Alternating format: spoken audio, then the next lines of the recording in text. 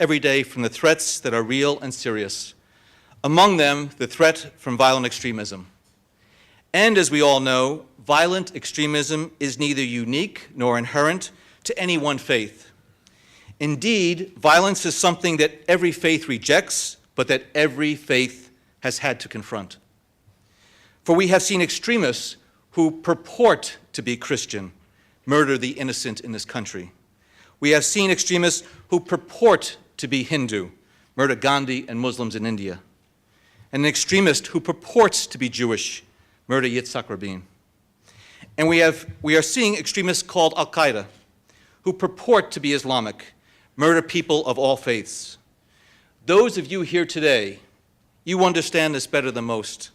You understand that because you are Muslims, and because you are American Muslims, you have suffered the consequences of this violent extremism in a way that the rest of us will never know. As Americans, you are targeted by Al-Qaeda and its affiliates, just like every other American. Indeed, we should never forget that terrorist attacks on our nation, including the 9/11 attacks, have also taken the lives of many American Muslims, innocent men, women, and children, whose lives were lost simply because they too were American citizens. And had that attack succeeded on December 25th, it could have cost the lives of all those individuals, those innocents on the aircraft, as well as the lives of many innocents on the ground in Detroit, which is home to so many Muslim and Arab Americans. As Muslims, you have seen a small fringe of fanatics who cloak themselves in religion, try to distort your faith, though they are clearly ignorant of the most fundamental teachings of Islam. Instead of finding the inherent dignity and decency in other human beings, they practice a medieval brand of intolerance. Instead of saving human lives, as the Quran instructs, they take innocent life. Instead of creating, they destroy, bombing mosques, schools, and hospitals. They are not jihadists, for jihad is a holy struggle, an effort to purify, for a legitimate purpose.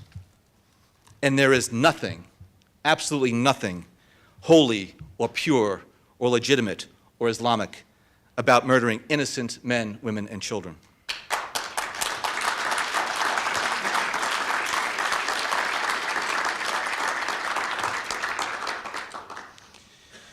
And so devout Muslims like you, as well as members of other faiths, have frequently been forced to defend and define your faith.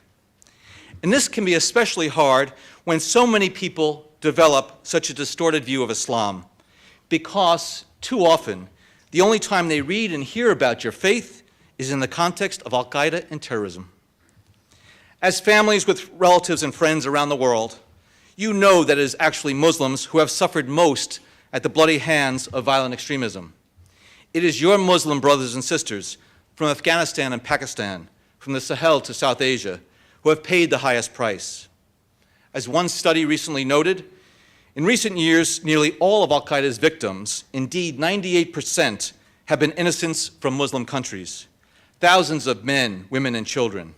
And as the Quran reveals, never should a believer kill a believer.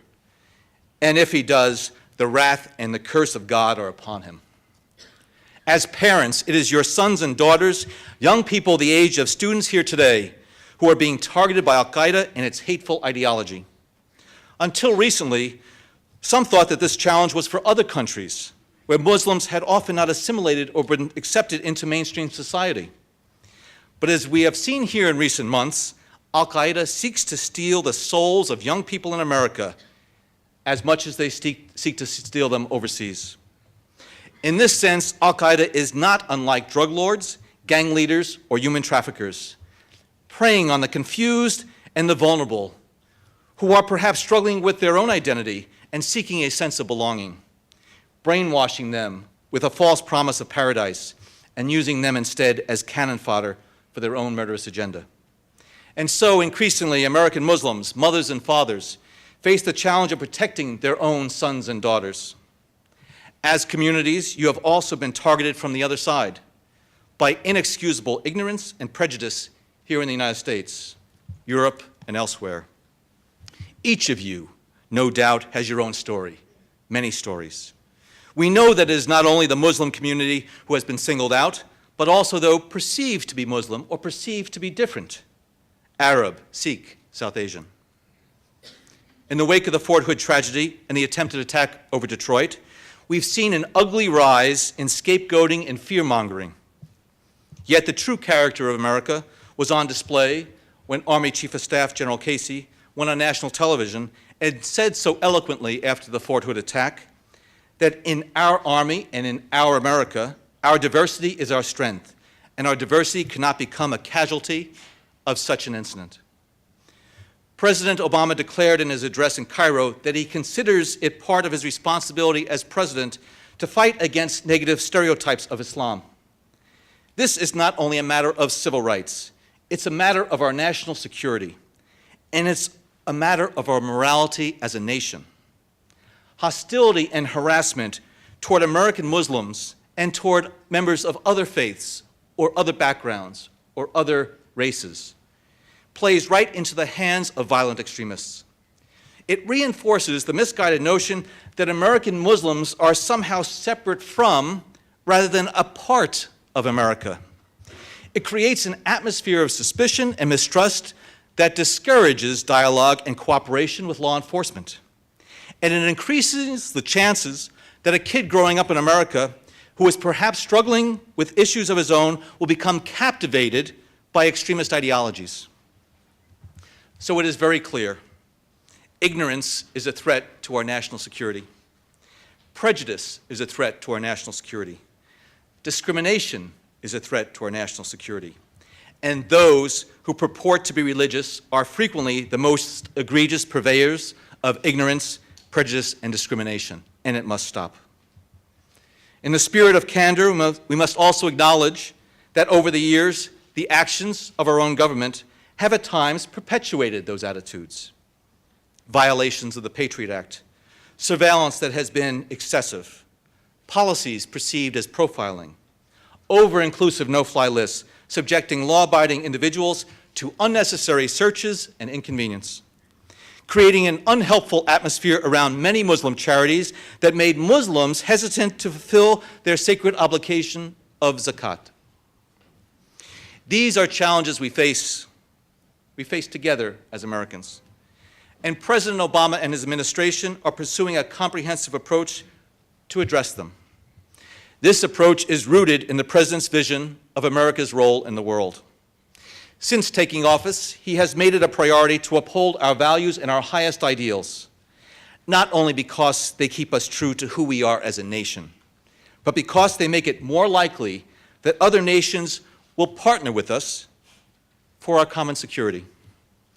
That's why President Obama prohibited torture and the mistreatment of individuals in custody, and why he remains committed to closing the prison at Guantanamo Bay. The President has made it clear that we will define our country not simply by what we are against, but by what we are for. The opportunities, the liberties, the common aspirations we share with people around the world. Rather than simply focusing on ties between governments, he has pursued a broader agenda and engagement with people on issues that are most important to them: economic development, education, health, good governance, and the dignity of every human being, including the fulfillment of women's rights. We see this in his outreach to the Muslim community around the world. He is the first person to use the inaugural address to speak directly to Muslims. He has spoken to people directly in his interviews on Al Arabiya and on Dawn TV in Pakistan, in his message on Nowruz, and of course his speeches in Ankara and Cairo, where he pledged a new beginning with Muslim communities based on mutual interest and mutual respect. And this weekend, the President is addressing Muslims from around the world, including representatives from some of your organizations, in videotape remarks to the U.S. Islamic World Forum in Doha, where Secretary Clinton will be attending. He's reaffirming the commitments he made in Cairo, including his unyielding pursuit of peace between Israelis and Palestinians. He's highlighting the many new partnerships that he promised in Cairo and that have already begun, initiatives to promote economic development, education, science and technology, and public health.